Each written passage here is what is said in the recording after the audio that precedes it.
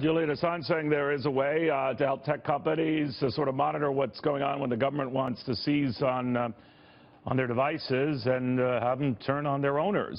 We've got Homeland Security Secretary, the very first one, Tom Ridge, joining us right now. Secretary, Governor, good to have you. Nice to join you again. It's interesting, isn't it? I mean, it's fascinating. You know, I've always been an advocate. Every time we get together, there's some new leaks. Yeah, thank you. Well, not you. Not me. Fascinating. You know, I've always been an advocate that in the interdependent, cyber-connected world, that one of the most important things government can do, if it discovers a vulnerability, it ought to share it. I'm a big into information sharing because we're so hyper-connected. Did you know that the CIA had this capability? Well, I did not personally know, but there's a good and bad news element to this story.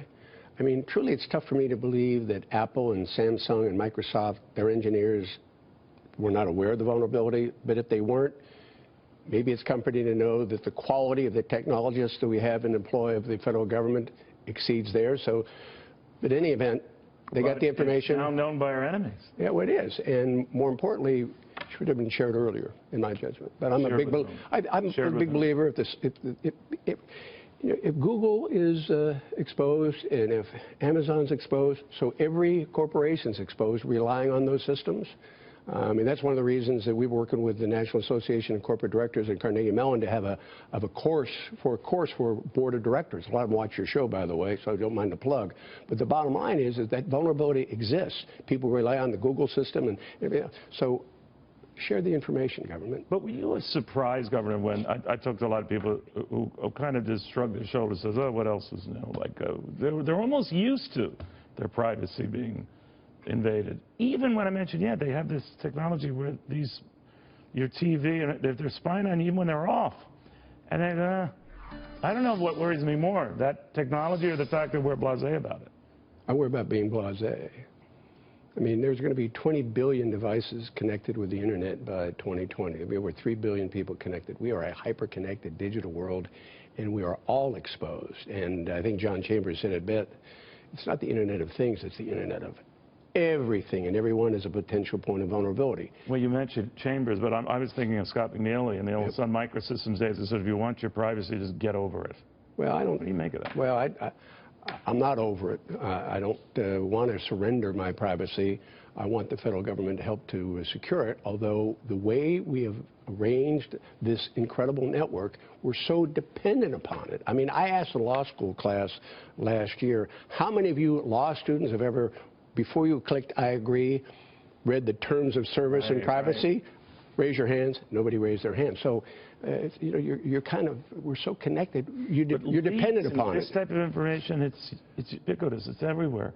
And I'm wondering, you know, Donald Trump's been complaining about that, but it does seem to be particularly widespread. And it's almost wondering whether the institutions themselves are turning against a president who turned against them and questioned their intelligence data and whether this is tit for tat. I have no idea.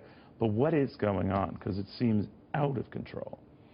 Well, my perspective is simply that for America's security, both from a geopolitical point of view and economic security, given our mutual dependence on the Internet, there needs to be far more collaboration between the capabilities of the federal government and these behemoths, these iconic digital companies in the Silicon Valley. Do you think it's in their wherewithal to be that vindictive if they don't like Donald Trump or things that he has said or done, that they would literally turn on him, embarrass the intelligence community? I would hope not, and I don't think so. Then why does it keep happening? You have to ask somebody from the Valley. How do you think he's doing? But I'm not sure they've I guess I'm a little uncertain as to what we are both referring to. These coming from everyone. Leaks, well, the leaks are probably coming from within the government. Right. But if that's to what you're referring to, there's an area where I think it's whether it's Republican or Democrat. Yeah, that's true. But I do think it's I think it's wrong. If you have it's like Snowden not taking his concerns to a source that could have done something rather than turning his back on his country and fleeing and let our enemies get access to that information. If there's something that my president, Is our president Republican and Democrat? Okay. And you have to protect his flank. That's your job. All right. Secretary, Governor, very good having you. Nice to be with you.